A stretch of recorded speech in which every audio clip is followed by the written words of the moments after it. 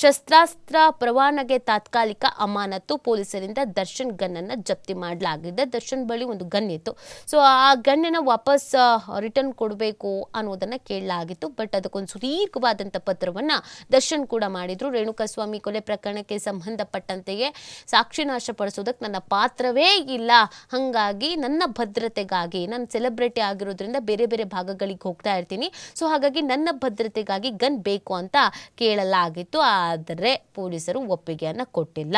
ಆಯುಕ್ತರಿಗೆ ಶಿಫಾರಸು ಮಾಡಲಾಗಿದೆ. ರೇಣುಕಾಸ್ವಾಮಿ ಕೊಲೆ ಪ್ರಕರಣದ ಸಾಕ್ಷಿಗಳಿಗೆ ದರ್ಶನ್ ಬೆದರಿಕೆ ಹಾಕಬಹುದು, ಅಲ್ಲದೆ ಶಸ್ತ್ರಾಸ್ತ್ರ ಪರವಾನಗಿ ದುರ್ಬಳಕೆ ಮಾಡಿಕೊಳ್ಳಬಹುದು ಎಂಬ ಕಾರಣಕ್ಕೆ ಪೊಲೀಸರು ಅವರ ಸಮಜಾಯಿಷಿ ಒಪ್ಪದೆ ಶಸ್ತ್ರಾಸ್ತ್ರ ಪರವಾನಗಿಯನ್ನು ಅಮಾನತುಪಡಿಸುವಂತೆ ನಗರ ಪೊಲೀಸ್ ಆಯುಕ್ತರಿಗೆ ಶಿಫಾರಸನ್ನು ಮಾಡಲಾಗಿದೆ.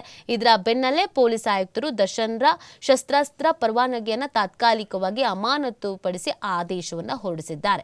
ಕ್ರಿಮಿನಲ್ ಆರೋಪ ಕಾರಣಕ್ಕೆ ಶಸ್ತ್ರಾಸ್ತ್ರ ಕಾಯ್ದೆ 1959 ಪ್ರಕಾರ ವಶಕ್ಕೆ ಪಡ್ಕೊಳ್ಳಲಾಗಿದೆ. ಪತ್ನಿ ವಿಜಯಲಕ್ಷ್ಮಿ ಫ್ಲಾಟ್ನಲ್ಲಿ ಗನ್ ಅನ್ನ ಇಟ್ಟಿದ್ರು, ಅದನ್ನ ವಾಪಸ್ ತಗೊಂಡಿದ್ದಾರೆ. ಬೇಡ, ಸಾಕ್ಷಿಯನ್ನು ನಾಶ ಮಾಡುವಂಥ ಸಾಧ್ಯತೆ ಇರುತ್ತೆ, ಮತ್ತು ದುರ್ಬಳಕೆ ಮಾಡಿಕೊಳ್ಳುವಂಥ ಸಾಧ್ಯತೆಗಳು ಕೂಡ ಇರಬಹುದು ಅನ್ನುವಂಥ ಕಾರಣಕ್ಕೆ ಗನ್ ಅವ್ರ ಹತ್ರ ಇರೋದು ಸೂಕ್ತ ಅಲ್ಲ ಅನ್ನುವಂಥ ಕಾರಣಕ್ಕೆ ವಾಪಸ್ ಪಡ್ಕೊಳ್ಳಲಾಗಿದೆ. ಈ ಮುಖಾಂತರವಾಗಿ ದರ್ಶನ್ಗೆ ಹಿನ್ನಡೆ ಕೂಡ ಆಗಿದೆ.